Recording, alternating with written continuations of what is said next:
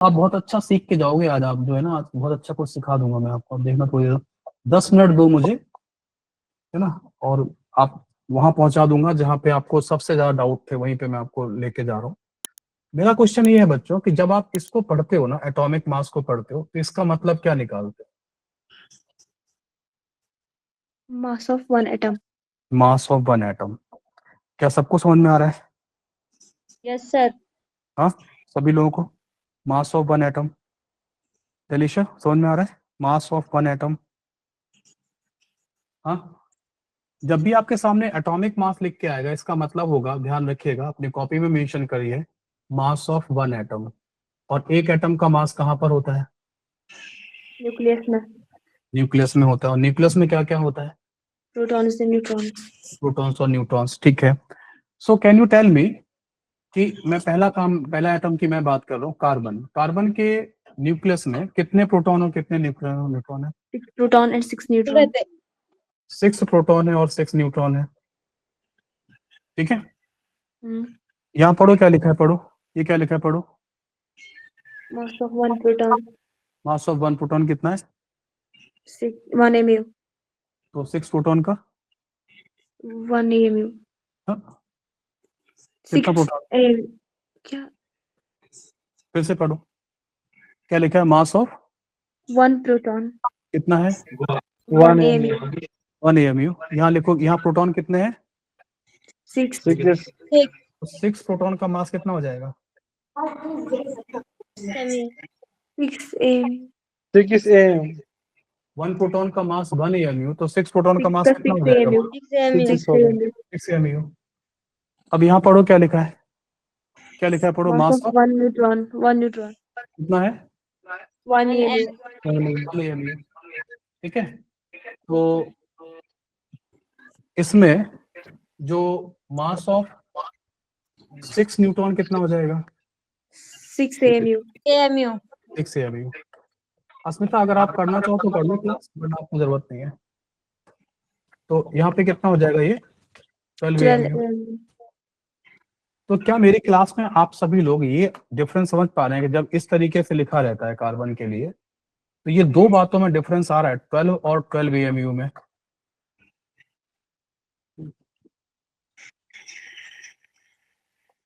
Twelve और 12 AMU difference आ रहा है क्या आपको समझ में?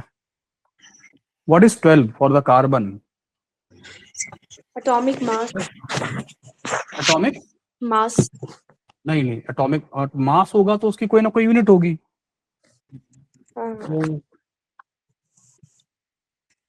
What is 12? फिर क्या है 12?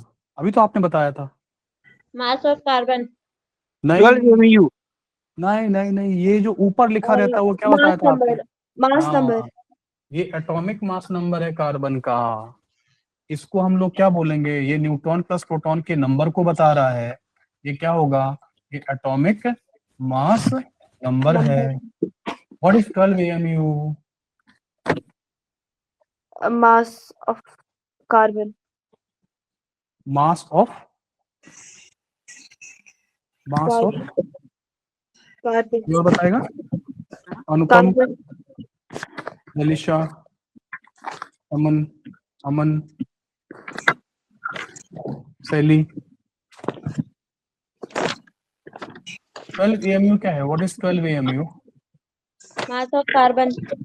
नहीं, मास ऑफ कार्बन नहीं, आप ऐसे बोलिए, मास of one atom of carbon. हाँ। या आप ये बोल सकते हैं कि एटॉमिक मास ऑफ कार्बन, या बोल सकते हैं एटॉमिक मास ऑफ कार्बन, ठीक है। ये क्या है? ये है मास ऑफ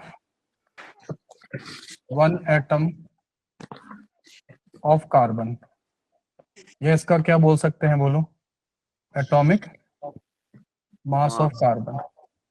ये दोनों का डिफरेंस है कि अब आप बता पाओगे ना? अब तो कभी ऐसा नहीं बोलोगे कि हर कोई बोलेगा एटॉमिक मास बताओ कार्बन का, तो सर 12 नहीं, सर 12 नहीं, सर 12 ग्राम। ऐसा मत करना। जो पूछा जा रहा है वही जवाब देना। एटॉमिक मास पूछ रहा है 12 AMU या 12 U। एटॉमिक मास नंबर पूछ रहा है, यानी कि वो अकेला क्या होगा? वो अकेला 12 होगा। गॉट इट, है ना? So what about O atom? O atom का एटॉमिक मास बताएंगे? 8 protons, 8 neutrons. हाँ, वो एटम में सबको पता है, क्या सभी लोग एग्री करते हैं कि इसमें 8 प्रोटॉन होंगे और 8 न्यूट्रॉन होंगे? वो एटम को हम लोग इस तरीके से लिखते हैं, O 816। हाँ, तो क्या हमारी क्लास में बता सकते हैं कि मास ऑफ 1 प्रोटॉन कितना होता है? 1 AMU. 1 AMU। भाई मास ऑफ 1 प्रोटॉन कितना था? मास ऑफ 1 प्रोटॉन कितना? 1 AMU। So mass of 8 proton कितना हो जाएगा? 8 AMU. 8 AMU हो जाएगा। तो यहाँ पर मास ऑफ 1 न्यूट्रॉन कितना है? 1 AMU. 1 AMU। So mass of 8 neutron कितना हो जाएगा? 8 AMU. 8 AMU। That become 16 16 AMU. AMU. So can you make a difference between 16 and 16 AMU in case of oxygen?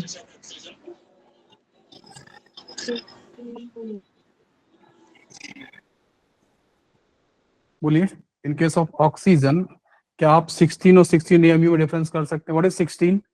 16 is the mass number. 16 is the mass Atomic number. mass number. Yes, atomic mass number. And what is 16 AMU?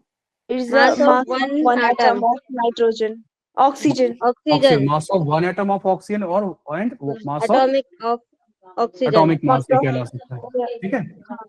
तो now what about third particle, nitrogen?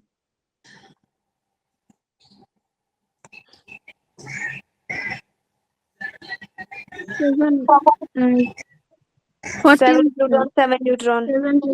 neutron. 7 proton, 7 neutron. What about mass of 1 neutron and 1 proton? 7 AMU.